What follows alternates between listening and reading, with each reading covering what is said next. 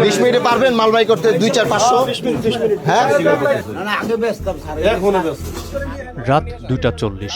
পুরো শহর যখন ঘুমে তখন মাদকের আস্তানায় কাল বৈশাখী হয়ে হানা দিলেন এক সংসদ সদস্য। হাতে নাতে ধরলেন মাদকের ডিলারকে। এমনই চাঞ্চল্যকর ঘটনা ঘটেছে মাদারীপুরের নীলক্ষীর বাঘমারা গ্রামে। স্বয়ং মাদারীপুর 1 আসনের সংসদ সদস্য পীরজাদা সাইদ উদ্দিন আহমদ হানজালা এমনই এক সাহসী কাণ্ড করেছেন, যা নিয়ে সোশ্যাল মিডিয়ায় চলছে আলোচনার ঝড়।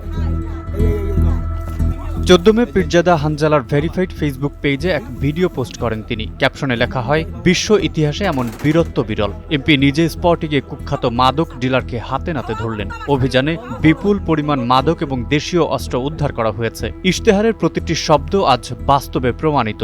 অপরাধীরা ঠাঁই এখন জেলের অন্ধকারের প্রকোষ্ঠে। আমাদের এমপি সাহেব মাঠে আছেন। অপরাধীদের দিন শেষ। মাদারীপুর 1 হবে মাদকের কবরস্থান। বাংলাদেশের এমন একজন এমপি হবে যে রাতের বেলা নিজে অভিযানে থাকবে।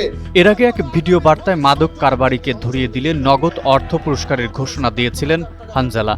এই 1,77,000 টাকা বেতন, এই বেতন আমি চিন্তা করেছি এই বেতনের টাকা আমার খাওয়ার দরকার নাই। যারা আমাকে মাদক ব্যবসায়ী ধরিয়ে দিবে তাদেরকে এখান থেকে আমি তাদেরকে নগদ অর্থ দিতে থাকবো। বাংলাদেশ খেলাফত মজলিস মনোনীত প্রার্থী পীরজাদা সাইদ উদ্দিন আহমদ হানজালা তার নির্বাচনী ইশতেহারে বলেছিলেন, শিবচর উপজেলাকে চাঁদাবাজি ও মাদক মুক্ত করা হবে। সাম্প্রতিক এই ঘটনাকে তার সেই অঙ্গীকারের বাস্তব প্রতিফলন হিসেবে দেখছেন স্থানীয় ব্যবসায়ী ও সাধারণ মানুষ। মেহেদী হাসান, টাইমস টুডে।